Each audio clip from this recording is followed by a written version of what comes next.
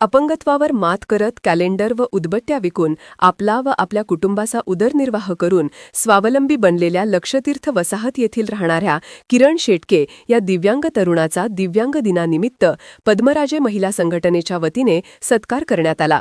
दिव्यांग दिनाचे औचित्य साधून इतरही अपंग बांधवांनी किरण शेटके या स्वावलंबी तरुणाकडून प्रेरणा घ्यावी व किरण शेटके याला पुढील वाटचालीस प्रोत्साहन मिळावं यासाठी त्याचा सन्मान करण्यात आला।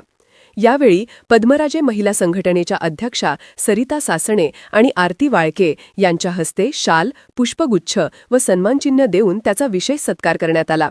यावेळी गेले 15 वर्षापासून आपण दिव्यांग असून देखील स्वावलंबी बनण्यासाठी कॅलेंडर उदबत्त्या विक्रीचा व्यवसाय करत असल्याचे सांगितले।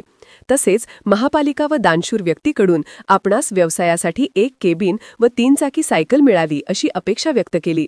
तर किरण शेटके या दिव्यांग तरुणाचा इतरही दिव्यांग बांधवांनी आदर्श घेऊन स्वावलंबी बनण्याचा प्रयत्न करावा असे आवाहन पद्मराजे महिला संघटनेच्या अध्यक्षा सरिता सासणे यांनी केले। यावेळी किरण शेटकेकडून संघटनेच्या सर्व महिला पदाधिकाऱ्यांनी कॅलेंडर व उदबत्ती खरेदी करून त्याचा व्यवसाय आणखीन वृद्धिंगत व्हावा अशी सदिच्छा व्यक्त केली।